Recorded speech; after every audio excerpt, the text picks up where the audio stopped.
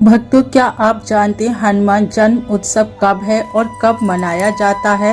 उसकी शुभ मुहूर्त क्या है? क्या क्या हमें भोग लगाना चाहिए? हनुमान जी को कौन से भोग प्रिय हैं? चलिए जानते हैं। बजरंगबली को प्रसन्न करने के लिए बूंदी, बेसन के लड्डू, गुड़, चना, केसरिया भात यानी मीठे चावल, केले और मीठा पान का भोग लगाना अत्यंत शुभ माना जाता है। इसके अलावा सिंदूर, चमेली का तेल और लाल फूल अर्पित करना भी विशेष फलदायी माना जाता है। हनुमान जी को उनके प्रिय भोग लगाने से भगवान हनुमान जी प्रसन्न होते हैं, तो इसलिए उन्हें ये भोग जो है प्रिय है। इन सब का क्या फल है, इन सब से क्या फल मिलता है, इन भोगों को लगाने से क्या विशेष फल मिलता है, ये भी जान लेते हैं कि हनुमान जी को भोग लगाने से, ये सारी चीजों का जब हम भोग लगाते हैं तो उनसे हमें क्या फल मिलता है। तो चलिए जानते हैं। हनुमान जी के जो प्रिय भोग हैं उनके बारे में जान लेते हैं। बूंदी या बेसन के लड्डू, इन्हें हनुमान जी का सबसे प्रिय भोग माना जाता है, जो सुख समृद्धि लाते हैं। गुड़ और चने का भोग, ये हमारे लिए क्या देता है? तो ये ऊर्जा और शक्ति का प्रतीक है, जिसे भोग लगाने से संकट दूर होते हैं, यानी आपकी जिंदगी में जो भी संकट है वो दूर हो जाते हैं। मीठा पान लगाने का क्या महत्व है, इससे हमें क्या मिलता है, इसकी क्या मान्यता है, ये भी जानते हैं कि इससे हनुमान जी प्रसन्न होते हैं और शत्रुओं से मुक्ति मिलती है। तो आपके शत्रु हैं, गुप्त शत्रु हो या आपसे सामने से शत्रु हो, उन शत्रुओं से आपको विजय प्राप्त दिलाते हैं हनुमान जी के लिए अगर मीठा पान भोग लगाते हैं। केले का भोग लगाने से हमारे लिए बहुत शुभ होता है और उसका बहुत ही शुभ फल मिलता है। पंचामृत और खीर के भोग लगाने से लक्ष्मी का वास होता है। अगर आप हनुमान जी को पंचामृत और खीर का भोग लगाते हैं तो इससे भगवान हनुमान जी प्रसन्न होते हैं। इस वजह से लक्ष्मी का वास हमेशा हमारे घर में रहता है, तो ये भोग लगाना भी जरूरी होता है। विशेष ध्यान दें, तुलसी का पत्ता हनुमान जी की पूजा में जबकि वर्जित माना जाता है।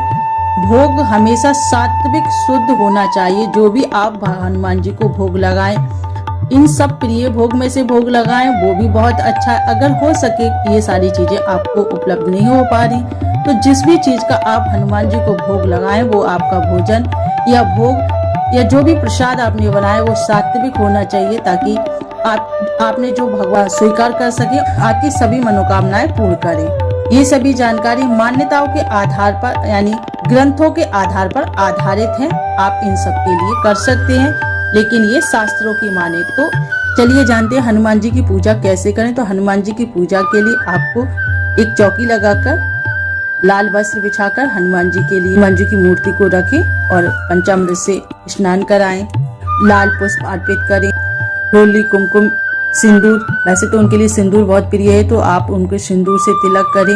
ये जो भोग हमने बताया, अगर ये भोग हो सके तो आप इन भोग के लिए अर्पित करें। नहीं हो, जो भी आपकी सुविधा हो, तो आप वो भी भोग लगा सकते हैं। लाल रंग के पुष्प उनके लिए, हालांकि उनके लिए लाल रंग की चीजें ही बहुत प्रिय हैं, तो इसलिए आप इस तरीके से पूजा कर सकते हैं। धूप, दीप, नैवेद्य का भोग लगाएं। अगर आप कोई उपाय करना चाहते हैं इस अवसर पर, तो आप उपाय कर सकते हैं। चमेली के तेल में सिंदूर को मिलाकर चोला अर्पित कर सकते हैं हनुमान जी को। इससे सभी मनोकामनाएं पूर्ण हो जाती हैं। आपकी जो भी अधूरी इच्छाएं हैं वो आज पूरी हो जाएंगी। तो इस उपाय को जरूर करें। यदि कोई दूसरा उपाय ये भी है, अगर आपकी कोई मनोकामना है और वो किसी भी तरीके से अभी तक पूरी नहीं हुई है, तो आप ऐसा भी कर सकते हैं कि एक कागज लें और उस पर अपनी मनोकामना लिखें, रखकर उस कागज को बंद करके आप या तो आप अपने मंदिर में भी रख सकते हैं, या फिर आपके नजदीकी कोई मंदिर हो हनुमान जी का, तो वहां भी रख सकते हैं, ताकि आपकी मनोकामना हनुमान जी स्वीकार करें और वो आपकी इच्छा को पूरा करें। हो सके तो हनुमान जी का दिन है, उनका जन्म उत्सव है, तो सुंदरकांड का पाठ भी कर सकते हैं अगर आपके पास अधिक समय हो। अगर नहीं हो तो आप हनुमान चालीसा भी पढ़ सकते हैं, राम चालीसा पढ़ सकते हैं, रामायण पढ़ सकते हैं, रामचरितमानस भी पढ़ सकते हैं, सुंदरकांड भी कर सकते हैं। तो अगर ये जानकारी आपको अच्छी लगी तो कमेंट में जय श्री राम लिखना बिल्कुल ना भूलें, ताकि हनुमान जी आप पर अपनी कृपा बरसा सके और आपकी मनोकामना पूर्ण कर सके। क्योंकि हनुमान जी को सबसे ज्यादा प्रिय, अगर दुनिया में कुछ प्रिय है तो राम जी, राम का नाम लेना। तो इसलिए जय श्री राम जरूर लिखें, ताकि आपकी हर मनोकामना